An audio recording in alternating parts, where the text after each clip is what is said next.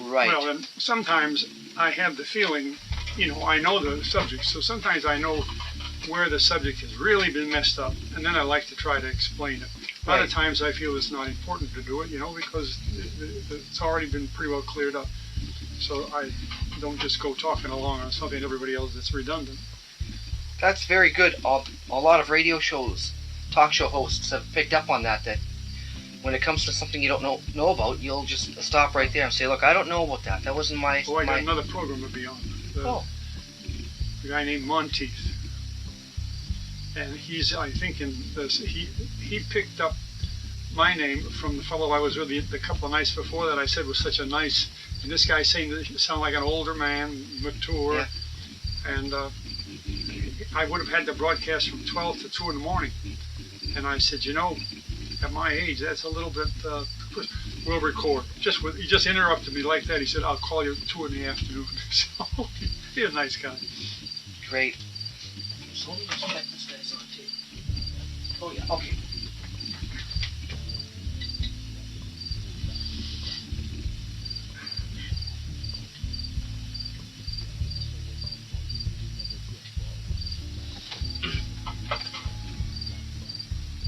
Oh, no, sir.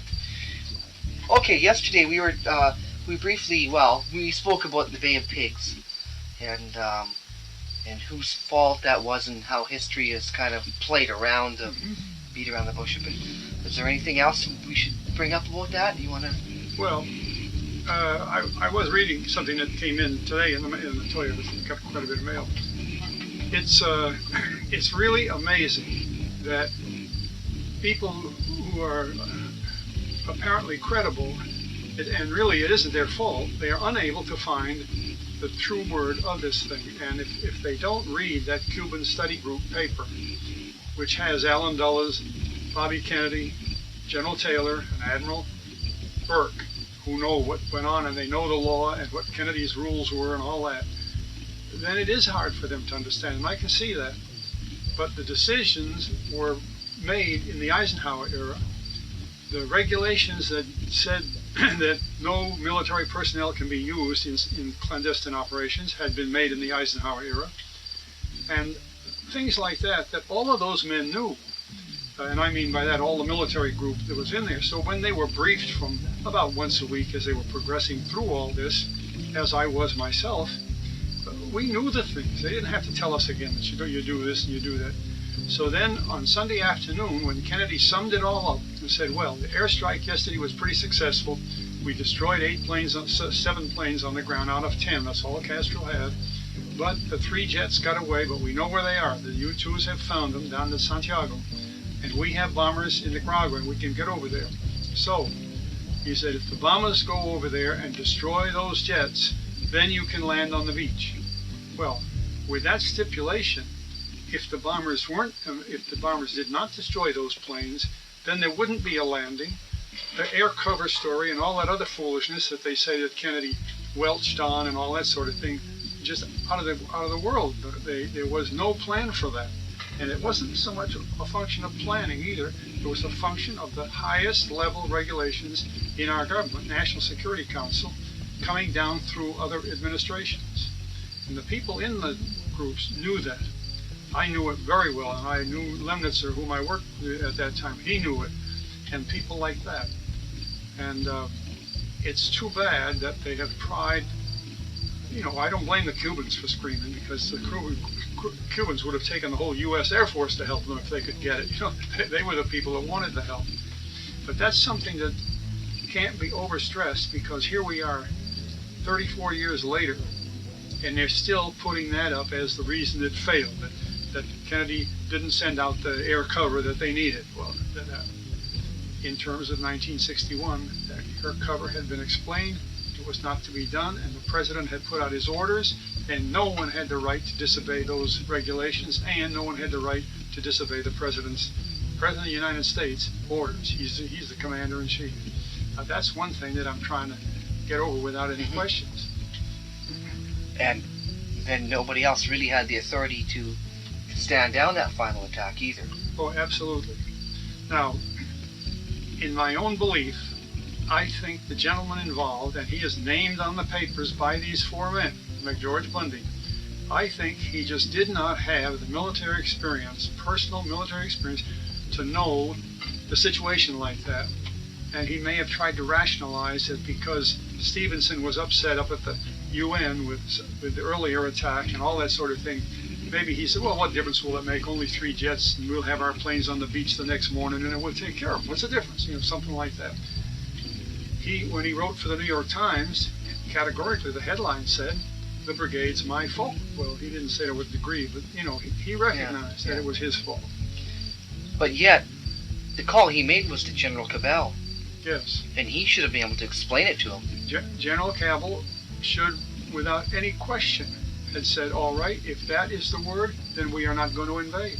Because Kennedy said, if the planes are not destroyed, you don't invade, you don't land on the beach. So they had to be destroyed before the brigade landed on the beach. That was part of the plan.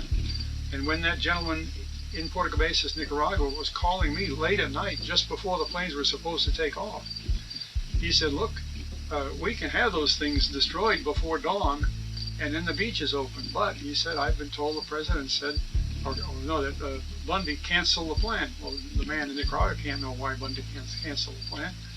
And I think that the committee, the Cuban Study Group, knew very well, too, that General Cabell had made a serious mistake because his role as the military commander on duty with CIA should have done what the president said. If the planes aren't destroyed, we don't hit the beach. Now, those orders they were not created by Kennedy that Sunday afternoon. Those orders had carried through ever since the plan started. I mean, they all knew that. We all knew it. We knew that the orders from the National Security Council, which is numbered 5412, was published in March of 1954 under Eisenhower, and other covert operations that we ran all over the world were done the same way. One time we were in Indonesia, the biggest covert operation of this type, clandestine operation, that the CIA ever ran, and they were failing in it. We didn't use a single military man out there. We knew that then, we know it in Bay of Pigs time. And that's very important because it has lasted so long. Well, why people keep publishing that it is wrong. Yeah. Although there's like you said, there's other people who are paid to publish that. Oh well, that's since the beginning of the Kennedy assassination, they've been paid to run hundreds of books and hundreds of talks, and that's been quite a career for these people. I know one man who was paid $500,000. His book's on my shelf right there to write the book. That's a crime. Well, that's the way he made his living. Howard Hunt made his living writing books for the CIA, but he was a lot more honest about it. He wrote them when on the desk in the CIA. It's a lot different. He didn't say that he was writing it for some other publication. But you see, that's the way this business is run, and you can't blame one man. Other men did the same thing. Well, with this further, I guess, trying to rewrite of history and the JFK assassination, the small bit of research we've done into Ed Lansdale and his career, what he did beforehand, and then his strange move into this care organization, do you think that there's any value in any further investigation in other people around that circle, like Cabell, and well, there's no way that you could say categorically that Lansdale was involved in a situation unless the cards are all put on the table. And in our form of democracy, under the Constitution that we have, the state of Texas is absolutely under law liable for trying the murder of President Kennedy. There's no escaping. There's no statute of limitations. And then if they were trying this case, not just some friendly little Warren Commission guys or some other little committee over here in the House of Representatives who don't really care about it, you do it as a function of law, then these people would have to talk, the same as you do in any court of law. And I think this whole thing could be ended in about 2 days if they did it that way. The state of Texas, the most important thing about the Kennedy assassination today is that the state of Texas must, in accordance with law, have a trial for the murder of President Kennedy. That would clear these things. Then you'd take a man like Lansdale, just to use a name, and see whether or not he had any role in it. I happen to know that Lansdale was one of the best cover story creators and writers, like on Hollywood, that there was in the CIA. He did a magnificent job in replacing the president of the Philippines on orders from the government. And he did other jobs like that, and that he was good at it. And when he made his lectures were very good. He's a well-educated man. So he would have been an ideal person to create the cover story and then have no other responsibility. In other words, his job begins after the president's been killed, so he didn't kill the president. He's simply explaining it in a different language. Right. But like the biggest step forward that's come out lately was Oliver Stone's film. Oh. So that made a big impact, and of course it drew a lot of opposition. Now, for the few people who are, it's hard to use the word researchers because we're not in the government, but it doesn't look like there will ever be a real official research of it. The Assassination Review Board, like you say, is maybe ridden with moles, so they're just like a vacuum cleaner. They're not really looking; they're collecting data. Sure. You mentioned it. Yeah, they're collecting data. Okay, how did he find that out? How did this guy find that out? See, it really is a very strange part of our national history from 63 until 97 as to how it appears that the government is helping people solve this horrible crime. First of all, they say we'll have freedom of information. So they set up offices in each department of the government where some old retired officers like me or workers like me get the mail every morning, and then they say, hey, this fella has found out about this. My God, we'll have to find an answer for him. They'll never send it to him. Now they know that some secret that's been there has been found by some person clever enough to find it. It makes the job, they're doing it backwards. See, the freedom of information is teaching them where the researchers are really working.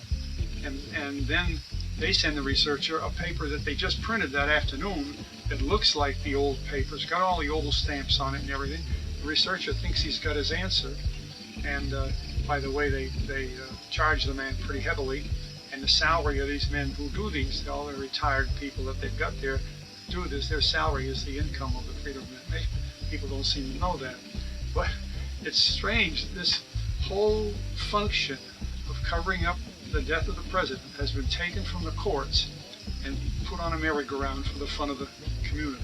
Well, you said that you had a personal experience of a lawyer came to you for a Freedom of Information Act, and you said, look, that's not the real thing. Yeah. That's right. And the interesting thing was, I'm glad you remember that, because this lawyer had a case in which it was very important that he tried to find an original document. The document, by the way, that we'll tie in with an earlier word here, was the document that was created by the Cuban Study Group. When President Kennedy approved that Cuban Study Group, Maxwell Taylor and Arleigh Burke and Allen Dulles and Bobby Kennedy, immediately that became the next National Security Action Memorandum, and it was number 55. And on the end of it, there was some details of other work. That became NSAM number 56, and a third one became 57.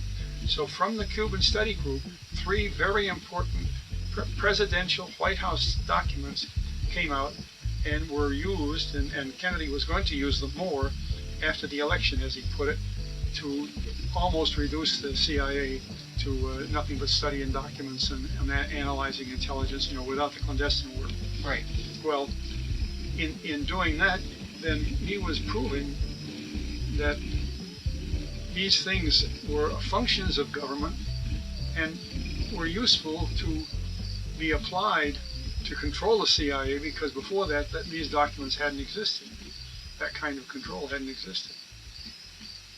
Yeah, but the interesting thing was when the lawyer showed them to you, you were able to point out that this was not actually the right document. The lawyer called me up that day and he said, hey, I've just gotten NSAM 55. He said, I finally was able to get, and I got it right from the White House. He said, come on over and we'll have lunch. So I got on the subway and went over to a hotel and we met and we had lunch. And he couldn't wait to open his briefcase and show me this document that was NSAM 55 from the White House, had just been delivered to him by a courier. And I said, I'm really sorry to tell you this, but that's a forgery. Did you really get it from the White House? He said, well, yes, they just brought it to me. And so I had one in my briefcase that I had. I put the two down. And they were very close to being right, except certain little words weren't in the one he got. Now, he got that from the White House. No, I forgot which office it was, but it would be the pertinent office for the document. The FOIA. And of course, he himself would have no way to judge whether it's right or wrong, because there was no other copy anywhere. See, but I had a copy because, as I think I told you earlier, when the Cuban study group was meeting, their room, as you can see in the corner of their document, was only about 2 doors down the hall from mine. And a lot of people that would come in to testify knew me, and they'd sit in the room, have a cup of coffee till they were called. I kept, day by day, kept up to date with what was going on. So, and I got a copy of the document later on anyway. And that lawyer was just shocked? Well, and he was rather intelligent. Instead of saying anything about it, he went back to his office, picked up the phone, and he called the young lady that had sent it to him. Her name was on it as being in charge of releasing it from the White House. And he said, you know, I believe there's a chance you sent me the wrong document. And he said, I'm aware of the fact that some of the copies were not approved by President Kennedy. And he said, but the one you sent me is not an accurate document. I would like to have the real original. She was so embarrassed that he told me a courier came in a taxi cab immediately and brought him the original document. He showed me the original. I said, that's it. And that's how he got it. Now, he didn't get it by freedom of information. He didn't get it by any of these other things. He simply got it by putting up a better argument that, let's see, I happen to know the document. I happen to have the original. Anybody else in the country wouldn't know. Probably, I'll bet there aren't 15 people who've seen it now. Well, that might be a small number, but they can't get it. Yeah, and as I was really shocked to read that the NSAM 263, the trip report, is really splintered up. And if you don't know what you're looking for, if you haven't seen the entire document, you think you're getting it here and you think you're getting it there, and you've got to find, the Pentagon Papers and the FRUS. You've got to get 3 or 4 versions to put them all together and say, here it is. And yet, with all the research I've done, I've never seen the complete document. I'm getting close now. But in your research, look back at my book again, because on purpose, I bought on the market the picture that was taken of President Kennedy and Mr. McNamara and General Maxwell Taylor sitting in Kennedy's office around a coffee table. And in the middle of the coffee table is this big, heavy document sitting there that was, quote, the NSAM 263, or was their trip report at that time. So it hadn't been approved. Right, and it says that.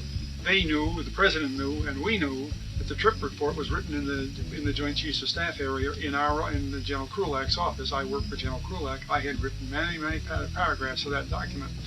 And you see men traveling like they were, hundreds of miles a day, because they've got it was a real tight schedule. They can't be writing a big document with all of the things it needs. It's just a joke, but that's why I put the picture in there. And 263, which said initially that Kennedy was going to bring 1,000 men home before the end of the year, and then later, a little further down in it said, and by the end of 1965, we will have all U.S. personnel, not military, personnel, no, that means military, CIA, everybody out by the end of 65, out of Vietnam. Well, that statement, the 65, and I put this in a picture in my book too, a big front page picture of the military newspaper, Stars and Stripes, says all vets, all GI out of Vietnam, 1965. Yeah. And those things have been in the public domain since those days. But they need someone like you to point them out, because another thing was very interesting was the date of that newspaper article. It's quite a bit before. It's the 4th? The 3rd of the 4th. Well, see, yes, and that because it was accurate. See, it was done like today's work and tomorrow's work. See, they got back on the 2nd of October. They had a meeting with the president on the 4th of October. the president signed the document on the 11th of October. But now, if you had the FRUS number 4, the federal, I think, are we talking about the FRUS and the federal anyway, official documents of the government? The foreign relations Yeah, of the U.S. foreign relations of the United States. I ought to remember that. If you had that, you could have been reading from August, where the book starts, August of '63, until the end of the year, the daily meetings that Kennedy held, and after him the meetings that Johnson held, reversing some of those things, and you'd know every step of the way.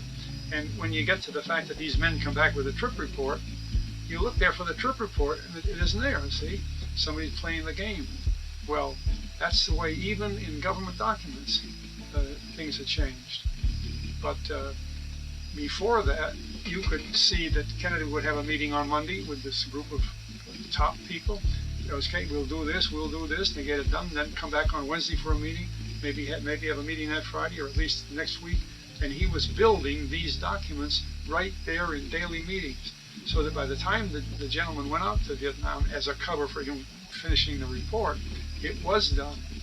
And even in the 5 volumes of the Pentagon Papers, all they do is put a little note in about the size of a calling card that says NSAM 263, the subject of it, and a couple of little items that fit in a little space, signed, and that's it, without any content. It's as though you had the headline of the newspaper, but nothing followed it. Yeah, it has 2 or 3 paragraphs, I think. Just that he approved the recommendations contained in the report. But they don't define the recommendations. So yeah, or the report, you're thinking, oh, okay, he approved everything, and if you want to go any further, you actually go back and you realize, oh, it's the trip report, and the whole trip report is really spelling out his agenda. Oh, and it takes pages and pages, a big report. Yeah. See? You said, I think they had 14 secretaries working around the clock. Yeah. And this is a fascinating bit of business, because you see, all of this is public. I've got the book right up on the shelf, as you well know. And you can, day by day by day, you can see the progress of what Kennedy was doing with Vietnam. And even to the inclusion of the fact that they were going to have to remove Diem, which was a very involved program, and they had it all spelled out. They weren't going to kill the man. He was supposed to go to the World Interparliamentary Union meeting, which are held repeatedly, I think 3 times a year, in different places around the world. And Diem had been invited, placed by the U.S. government, for a speech at Belgrade. And that day he was going to go to Belgrade, he would leave from Saigon in an Air France plane that had been hired by the U.S. government, and they were going to take him to Belgrade. He'd make the speech. His brother was going to go with him, New. His brother's wife, Madame New, had been sent to Europe ahead of time, and she was over in the United States making speeches and traveling. And then their third brother, who was a cardinal in the Catholic Church, had been invited by the Pope to a meeting in Rome. Now that was the way they were going to get both Diems out of the country. They didn't plan to kill them. But through some strange turn of events in Saigon, which probably had to do with some of the crafty Vietnamese generals or something, but they killed them. But you can see the plan develop, you can see the details of the plan, and that's the way they were going to move those men out of Saigon. Well, the problem was, as I recall, they got right onto the plane. Yeah. And then turned around and came back. I think that some of us talking about it when we heard about it. In fact, my boss came back from the White House, said he never saw Kennedy in such a state of shock. I think the trouble was, that's the first time they realized they were on an Air France plane, and they thought some mistake had been made, and that Air France was taking them away, and that they didn't want that. That hadn't been part of the deal. So they came off that plane and more or less told their people to get them back right, and when the U.S. plane was ready, they'd be ready. But in the process, they were killed back in town. Yeah. Now, that's conjecture on some people, but they were very much surprised when they saw that it was an Air France plane, and photographs show them getting on an Air France plane. Yeah. But even that, his reports of that have been maligned Kennedy, kind of implying that he had them killed. Yeah. Well, you see, and that's what I'm trying to emphasize. If they had taken the time to read the foreign affairs book of the government, it would go, when it goes step by step, day by day, then you know it's a pretty careful plan. If it had just something yesterday, they cancel a meeting, and then that next morning, Kennedy say, "Hey, I got an idea. We'll do it this way. We'll just kill them." There was none of that. It was a careful planning by people very much involved in the Vietnam program, and they had come to the realization that the two Diem brothers and the wife were not suitable to run the government that they were trying to set up there, and they had the basis for that. There was no problem. And the interesting thing is that Kennedy and Diem knew each other all the way back to 1953, and there's evidence of that too. I've got that in my book. Yeah. They were introduced to each other by Supreme Court Justice Jackson. So you see, then that's 10 years back. So they knew each other for a long time. And I think if Kennedy had any problem with Diem, he'd have told him about it before, or he would have talked to Cardinal Spellman, who was his intermediary. Yeah. They both knew each other well. That's right. So he could have got a both message. From Boston. Yeah. Yeah, that's well, we'll leave that alone because that's one of those things. The only thing about it that should be emphasized completely, just like the Cuban study group, is that this is all on paper, on government printing office books. And there are a few mistakes in there, but that's inevitable. But they are mistakes. They aren't fabricated like the Pentagon Papers. The Pentagon Papers are fabricated. But it really takes someone with your inside knowledge to point this out, because otherwise, we think we're getting the next bit of new information. When you're able to read it and say, well, actually they've left out more than they're putting in, and you're getting a real colored version of it. Well, your statement is correct and would be for anybody else who was on the spot, but we need to go one step further. The Pentagon Papers are written by sections chronologically, so they'll say November 1 and what happened November 1, right. 1960, November 2, Yeah. and so on. They come to November 20, 1963, and they announce the Honolulu Conference and give a little paragraph explanation of it. Then November 2021, they talk about the conference ends and the cabinet went on to Tokyo and so on. Then on November 22, they say Ambassador Lodge, who was at the Honolulu Conference, flies to Washington to meet with the president, period. That's all that they have in the whole Pentagon Papers about the death of Kennedy. Now, that can't possibly be the work of a highly skilled historian writing the true facts of the government. No, It but speaks that's for itself. by Daniel Ellsberg, right? He and his reporters, or his university professors pulled it together. Yeah. Well, Ellsberg, Ellsberg had worked in the same office. He wasn't working in it then, but he had worked in the same office where the Pentagon Papers were created. He knew all those people. Yeah. So it's a whole other little inside. He didn't steal the documents from him. The documents were there waiting for him to come pick them up. They were just down the hall from my office. This is what is, this is really why the people in this country have got to wake up and say, now look, the laws of our government require that a murder be tried in the state where it happened. Then these things, just like we're talking about, are put on the table in a court in legal fashion. Then they become a matter of the record properly, and people know what happened. It would be as easy as that, because the true facts are here if somebody could just point them out instead of the false ones. It's a rough game though, because look at this Timothy McVeigh fella. He's going to court right now. There's a trial, yet there's a lot that the judge has not allowed in. Yeah. And you present half the story to a jury. Like you said, with this, there's going to be another trial for Sirhan maybe, or the related matters. I mean, they're just going to rehash the same old stuff. And if you really need some people from the inside to come forward and say, you know what, this story wasn't the way it's been reported.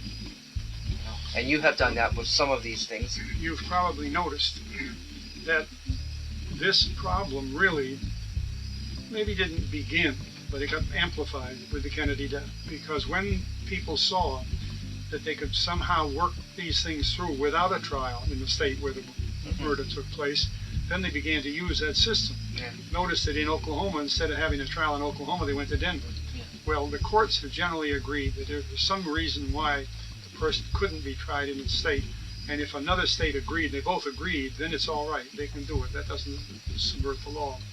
But generally, the first thing is they have to have a trial and go ahead with the case. But in Oklahoma, for example, physical evidence, stuff that any person in the business would know. In fact, one of the senior explosives officers in the military went down there. He's a general officer. And he told them, he said, see those columns? There's no way in the world that little powder bomb that they say in this boy used to blow the building down could have pulverized those. That has to be, and he named the explosive. I mean, he's an expert. He knew exactly what it was. I've talked with him. They didn't even use him. They didn't use his. See, we're getting to the point from this experience of the Kennedy trial that you can avoid really having a trial. And then you pick a man, and in today's world, another factor has entered into it. Through the old MK Ultra program, today, mind control of people like these Oswald, Sirhan, McVeigh, and all that, it overwhelms the men. And they become patterned witnesses, controlled witnesses, rather than able to defend themselves. And that's also in paper. If people want to sit down and read the books, I've got some of them right on the shelf there. Yeah. When I was in the Pentagon, I was required to go to MK Ultra meetings as a function of my work. So I sat there listening to them week by week. They exist. It's a very, very powerful mind control system. It's so powerful that if you happen to pick up one of their textbooks and just were reading, and they read well, they're good books, you would become mind controlled from reading the book, even though you didn't know it. That's pretty tough stuff. Since we're on that topic, one of the people who have been helping me, Anita, now I don't know where she got this, but she wanted you to look at it just to see what you thought of it. It had to do with, you know that other book that's out there called, Transformation. Right. A lot of that had a lot of words that had kind of double, triple meanings, or were kind of hidden language, and you would group them together. And as you can see... I noticed it here. Yeah. Right. You weave a tale to tell one story, and you use this kind of language, especially with the different parables, and you end up infiltrating somebody with a different subconscious... Well, that's exactly what this book is. It's the dictionary of mind control. See, they take each word and then define it the way mind control defines it. If you want to make an evidence for your camera, right over there on the shelf behind them where it's the cover of an Esquire magazine, pull the file out that you can see Ultra. That one. Just for evidence. Okay. Now this paper, which you see the things are all canceled out on it, but there's one photograph. Oh, this is a John Marks. Yep. Now,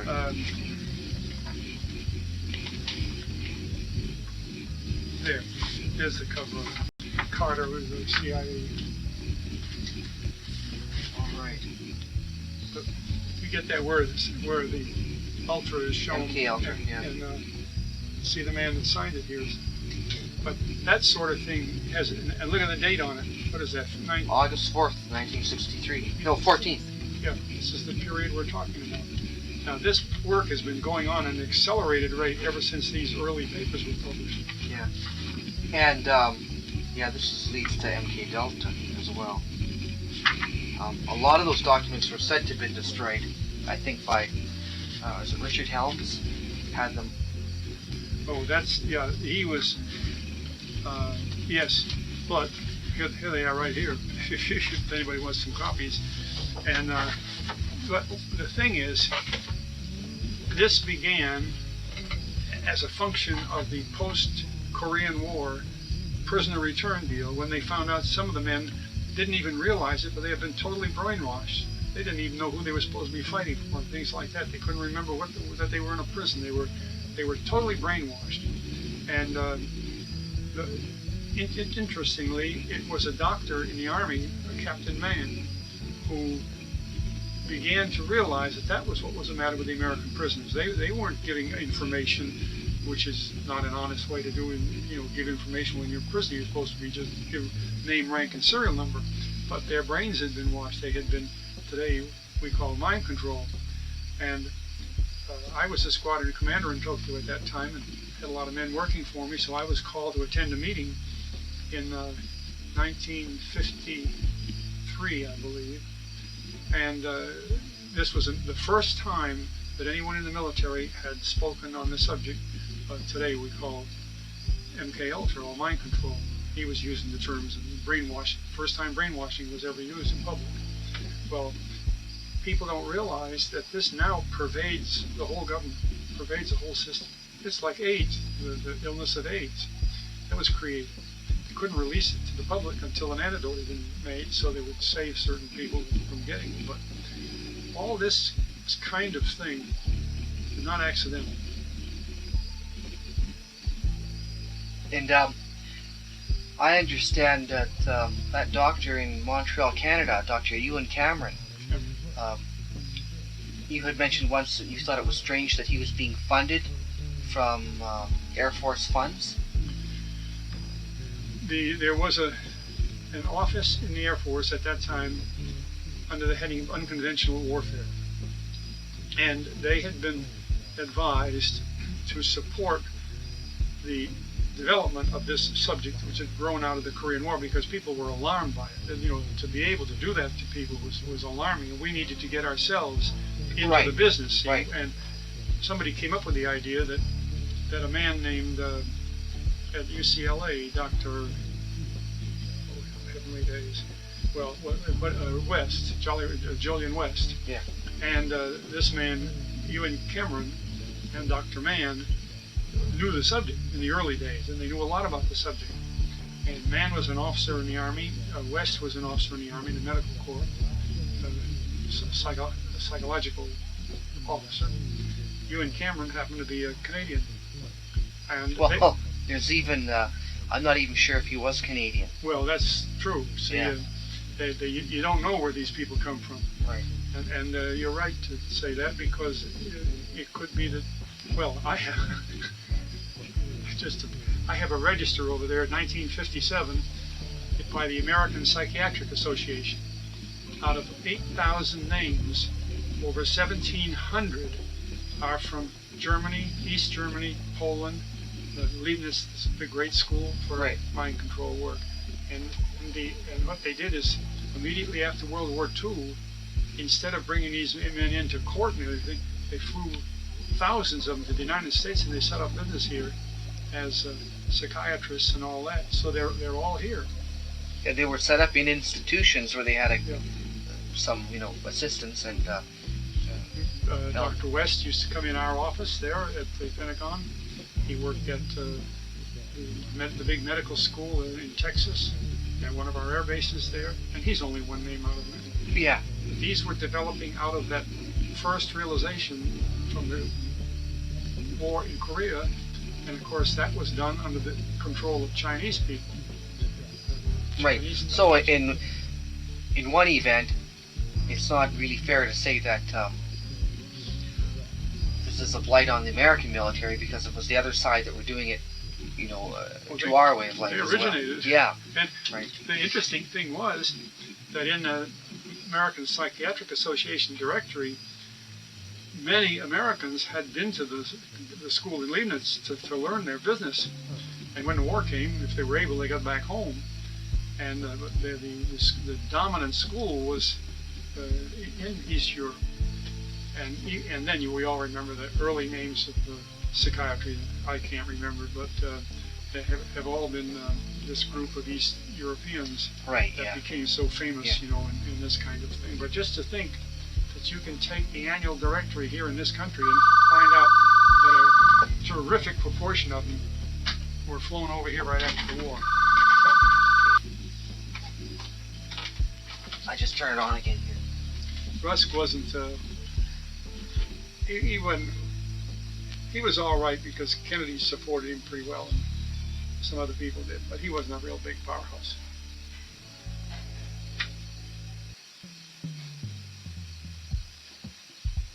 See, Kennedy came in, like one of the things we first noticed, never had Washington been invaded by so many PhDs. I think there were 110 PhDs in McNamara's office alone. Well, you know, McNamara was a professor at Harvard, and in the same office with this fellow Lynn Bollinger, who built the airplanes. They were both in the business school. Well, they formed a team under the fellow who became the president of the Litton Industries, Roy Ash. Right. And that team, at the end of the war, made an agreement, a handshake agreement with each other, that they would only go to a company, the seven of them together. And they got the job at Ford. And among others, then McNamara became president of Ford, but gradually they went on and Ash became president of Litton and so on. But they were still a very strong team of guys. Well, that was their environment. Harvard and Kennedy were the same. So that bunch of guys were working for Kennedy, almost you might say from the cradle, let alone the Pentagon. And a lot of people haven't pointed that out. And then the guys that were teaching down at Yale, like Bissell and the others, they didn't care so much for Kennedy simply because they were Yale members. See, that was the way they were brought up. Well, back earlier, about half an hour, I think I was talking about what I was going to inquire about Dick Bissell. He was one of the people let go, and Cavell. Sorry, and I'm just wondering how much time you think anybody should spend looking about what they were doing in the weeks before the assassination.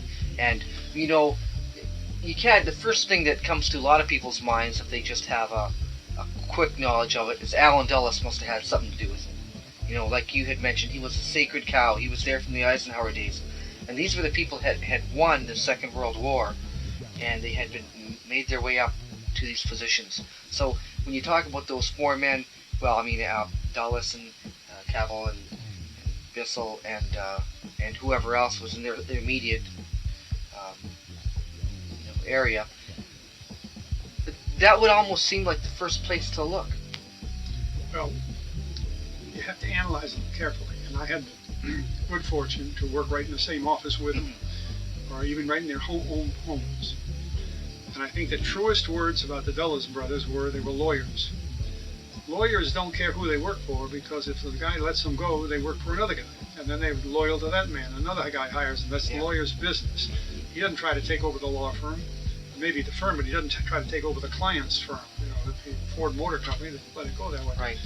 Okay, with that, saying that much, if you understand those people, they're perfectly happy having a job such as they had. In fact, Allen Dulles abolished the administrative department of CIA. He didn't see any need for it. He says, geez, I'm a lawyer. I can handle these things. I don't need a bunch of people telling me what to do. But I need a clandestine section. So he worked for a couple of years to get that shaped up, because it hadn't existed before him, and that kind of thing. But anyway, they're not the people that get together and say, you know, we've got to get rid of the president. Because you can't just do it with a few people. It's got to, like, this 34 years of cover story has burned up, I would guess 50,000 people working on it. You know, a big team of people. And somebody's got to think of the scenario every day. What do we do today? How do we answer this letter? Who does this? Because it's still going today. Well, that's a big job. The way it goes is, for instance, when Kennedy came in, and the $6.8 billion contract for Boeing wasn't canceled, but it was moved backwards. And 2 years later, it was canceled. That cost Boeing $6.8 billion. In the Pentagon, the rule is if you buy $6.8 billion worth of armament, by the life of type, as the phrase goes, you multiply that by 10.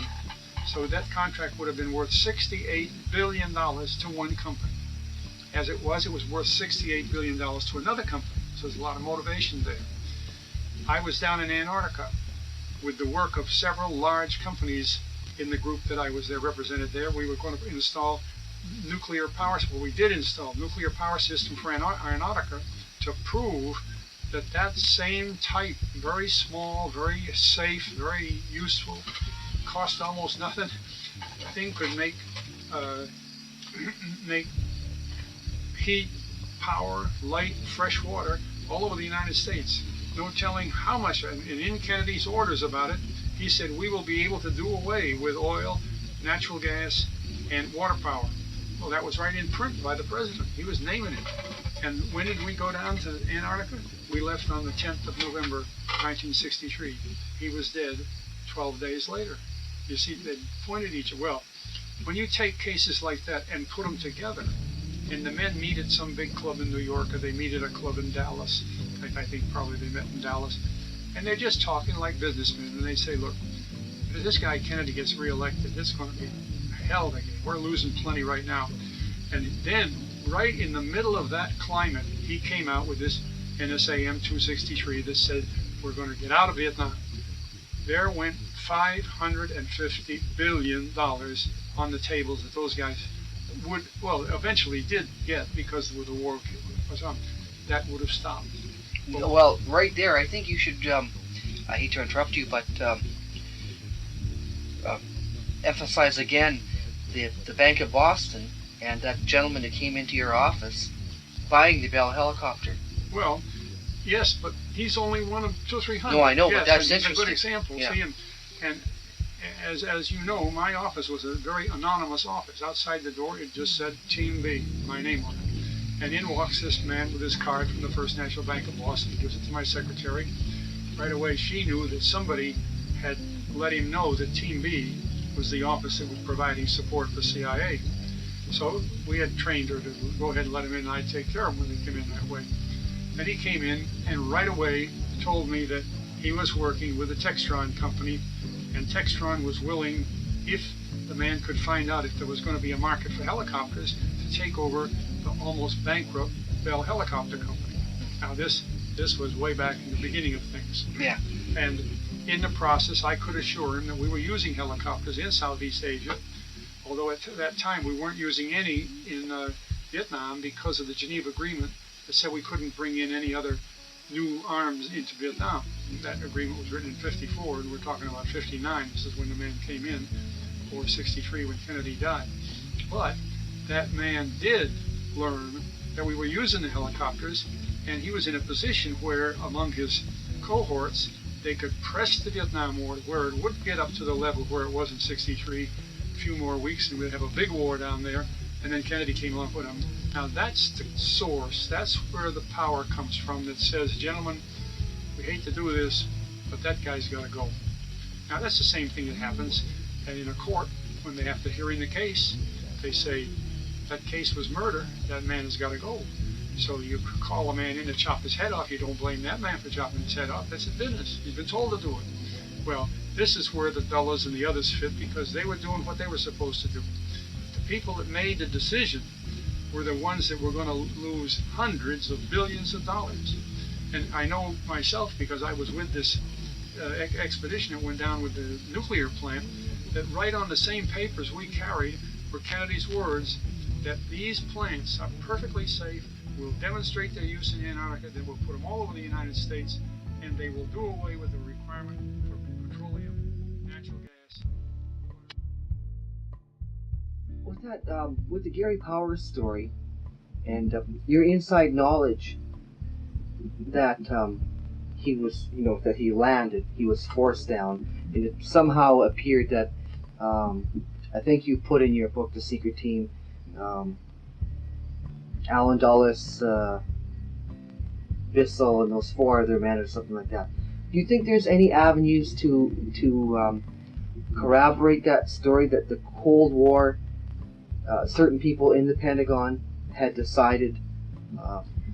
Yeah, I showed you a paper yesterday, if you happen to remember, that had the name Eric Varney on it, and I told you that Varney was a guy I respected for many, many years, but he retired, and he lives in New Mexico now. Well, Varney, on the day that Powers went down, just came in my office like this. He said, Fletch, here. And it said, these four guys did it, and he left. A couple of weeks later, he left the Pentagon. Well, they were people that were very easy to realize could have done it because they were in the scientific jobs where the U-2 was a pretty new airplane that could have made it impossible to send a U-2 or could have fixed it. And very few people knew that the U-2 carried hydrogen. even the pilots wrote in. After I had written in the gallery, I think, that Powers had run out of hydrogen, pilots wrote to the company and said, we don't have hydrogen in the airplane. Well, later on, the same pilots wrote and said, we found out we do. So it was that kind. They didn't know they had the Lundall camera. They just were up there to fly the plane. And when the plane was found on the ground, it didn't have a Lundall camera. Who took it out first, see? Or who put Powers' money in between the parachute seat? If he bailed out, it would have been spread all over the place. They knew he wasn't going to bail out. Well, things like that, you just can't ignore. And his driver's license, what else? Well, they were all that stuff. Yeah. Driver's license, his PX card, rings that he was supposed to give women to help him escape, and all that sort of stuff. There's pictures of it. I take a picture of it right down there and show it to you, of the stuff that was, personal belongings. And what they do, see, when a pilot goes on a flight, they bring him in the room, strip. The doctor looks at him, superficial. And then he put the suit on, put a jumpsuit on with one zipper, no pockets, no nothing. The zipper and the cloth can't be identified as being American made or Chinese made. He jumps in this thing. They put him in the plane, and at the end, in a Jeep, and at the end of the runway, there's 3 U-2s, and he's one of 3 pilots going out there. First guy gets in his plane and says, "You're not going." Next guy gets in his and he says, "You're going." The guy over here gets in, "You're not going." The guy's going. That means he can't sneak anything in the plane ahead of time, or pay off the crew chief to slip a bottle of gin in there or something like that. He doesn't know which plane he's going to if he's going. It's a beautiful system, see. Well, when you know all those things, it's easy to extrapolate that the guy came down because they planned to have him come down because he didn't have enough hydrogen.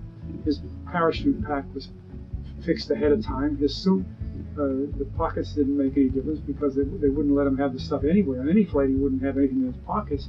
But on any flight, they wouldn't put the stuff in a parachute because if he used the parachute, it'd all fly away and then he wouldn't have it. So it all explains itself if you know enough about it. Well, this guy Varney was the first man I knew who was able to say this is the way it went, and he was brought down.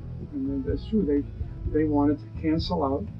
See, at that time, Eisenhower and Khrushchev had become, if not friends, understanding of each other. Yeah. People say, well, how could that happen? They never met each other. It didn't matter.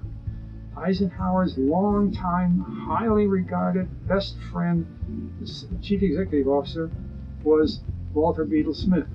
He had been ambassador to Moscow. And he had had contact with Khrushchev, who liked the old boy, and they got together. So the path had been all wired, and what they were going to do is just have a tremendous meeting in Moscow when Khrushchev invited him over to, I think he was supposed to be there in August of 60 or something like that, because that would help the re-election, it would help for Nixon to be elected. It was all planned. Well, that broke down. They didn't have the Moscow meeting. Remember that wonderful picture that was in some movie of where Eisenhower flies to Moscow in Air Force One, and when he gets out the plane, there's nobody there to meet him. Did you ever see that in that movie? There's nobody to meet him in Moscow. Here comes Eisenhower. And they balanced that by the fact that when he went to New Delhi, India, there were more than 1 million people to meet him. See, if you know all that story, the whole thing becomes pretty easy. Well, the reason I asked was that in some of these foreign relation books, you know the full story, and you can say, look, if this is missing, and you see that's entirely true. And I just wanted to know if there was anything else that we could look into as far as those kind of foreign relation books and things like that spell out. Sure. I think I told you that. This, see, it says U2 up there? Yeah. That's the meeting held by the Foreign Relations Committee in May of 1960, and it has Alan Dulles talking to him, saying, "You want to see it?" Well, can I get it? This wire's okay. I'll just get there. Okay, just work it out of there. I think they're jammed in a little tight, but just work it out of there. Now let me Executive Sessions of the Senate Foreign Relations Committee Historical Series, Volume 12. Yeah. Let me just show you something here. Where the hell are you talking about? 337. Not it. Yeah, you had also said that you had heard from some people at the Skunk Works, so they analyzed the photos and they said, that's not U-2 wreckage, that's just a pile of junk.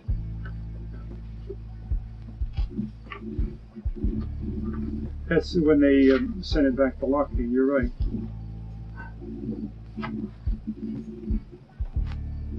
See, this is Dulles. We don't have information, this is only one time he says this, there's other times we don't have information that is all complete. It is our belief that there was some malfunction of the plane when it was at an altitude that is around 70,000 feet. He was undercutting because he didn't want to tell him. These planes, under certain conditions, do flame out at very high altitudes. Whether that malfunction was or was not caused by ground-air missiles, we don't know. Now that's that point. Then another point, he comes out real clear.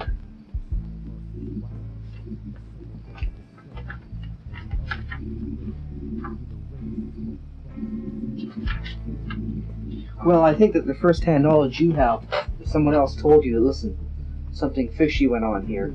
Well, I knew because my men would provide the hydrogen.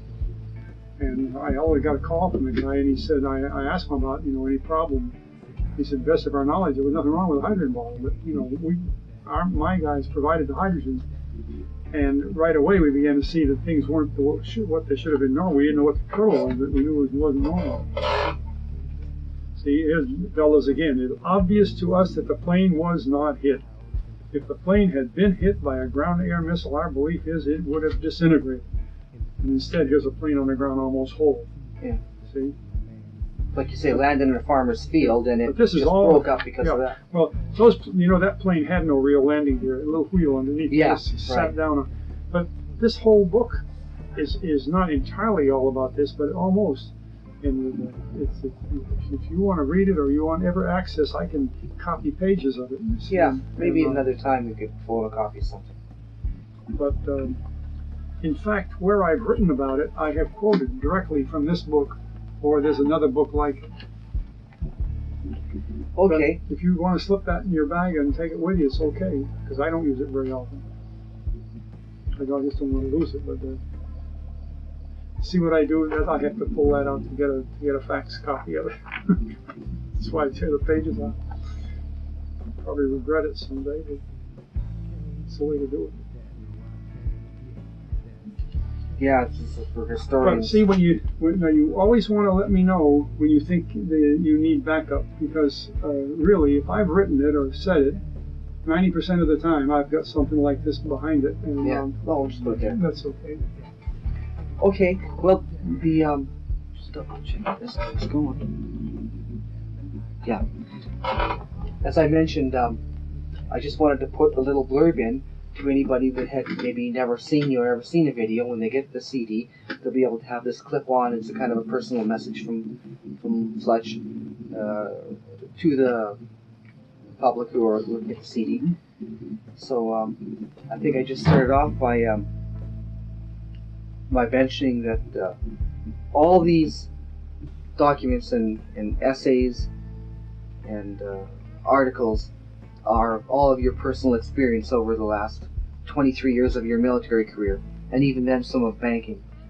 That's accurate, because I have books to support things I have said, and I have military orders for every day of my duty from July 10th of 1941 until my retirement on the 1st of July 1964. So I have no problem myself in verifying anything that I have put on this fine tape that we've prepared. Some people question that because obviously many of the books written during that same period are not accurate for one reason or another. When I taught at Yale during a period of 3 or 4 years, I was constantly going to that magnificent library trying to find true books about World War II, and I saw how difficult it was to get them. By the time of the Vietnam War, it was even worse. The books weren't accurate at all.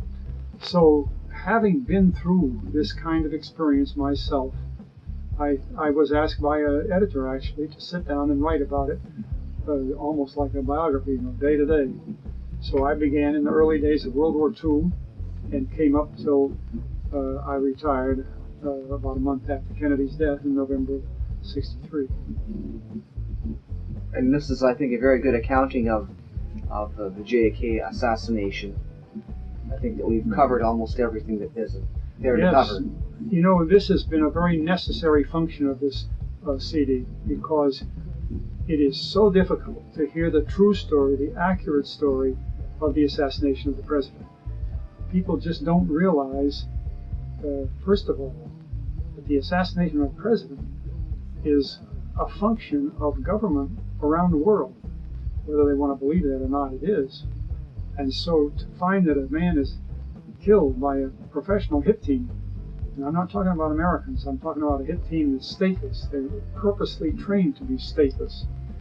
That's part of the job. And you can kill them with a gun easy. But next is, there has to be a cover story. There has to be a story that goes out that takes care of events so people will believe that story, as they've been trying to have us believe the story of Lee Oswald. But it takes more than that, because people keep asking questions. They have to keep putting the answers in there, and they have to be reasonable. And this is where they're having a lot of trouble with this business of Kennedy's death. For instance, the Warren Commission, with the Chief Justice of the Supreme Court on it, says that 3 bullets were fired. Now, if you only go that far in the Warren Commission report, you recall that 1 bullet went in the president's back, 1 bullet, at least one, hit Mr. Connolly, and there a bullet hit a curbstone, and either a fragment of the bullet or a piece of the curbstone hit a man named Tay. Photographers took a picture of him with blood running down his face. Now there's 3 bullets. Now how about all these other things they want to talk about? That Kennedy was hit in the throat, that Connolly was hit on the wrist, there was fragments in his thigh. Where did those bullets come from? Or do you remember when CBS interrupted its nationwide news when they first heard that the president had been shot? They said 3 bursts of gunfire, automatic weapons, were heard in Dallas. Now, whoever realized that there were 3 bursts of gunfire from automatic weapons, and yet that's what CBS said when they came on the air. And it's not just CBS. I was in Christchurch, New Zealand, with a congressman. We had been down to the Antarctic on a program that Kennedy had sent us on. When we picked up the newspaper, here it was, Kennedy shot dead in Dallas, and right below it, 3 bursts of gunfire of automatic weapons were heard in Dallas. Well, that news was going around the world. Who prepared that news? Because there wasn't 3 bursts of gunfire. No reporter wrote that. Who wrote all the things about Oswald before President Kennedy was dead? Or if you want to go by the clock, before Oswald had even been arraigned for the crime. And I was reading a paper on the street that was out before they had even brought Oswald into court. So that's the cover story part. And they've kept that running for 30 years. That's the way an assassination takes place, not the way you read it in most of the books. Well, I think that we've done an admirable job of presenting all the different views on that, and a photo section as well. Well, one of the other important things in this period, and I know a lot of people are very interested in this also, because 10,600,000 Americans served at one time or another in Vietnam. Yeah. And the story of what happened in Vietnam, even when the book is written by men who were leaders in our government, is very often inaccurate. For instance, how many people realize that the Vietnam War, our relationship in the Vietnam War, started on the 2nd of September 1945. Yeah. In fact, when Mr. McNamara asked his people to prepare the Pentagon Papers, giving the Defense Department's story of the war, it began with that date, 7th September 45, and it ended in 1975. 30 years of warfare in Vietnam that have never been adequately explained. While I was on Okinawa on the 2nd of September 1945, I saw ships being loaded to go down to Haiphong Harbor for Ho Chi Minh. And that's where things started. I was back in Vietnam in 1952, 53, and 54 as a commander of a heavy transport squadron, bringing military supplies into the forces that later became the forces of South Vietnam Forces. I can talk about Vietnam right on up to the end of the thing because I was serving with it with people that have been there, and I've been there myself. We can't do this very often in many of the books that we have.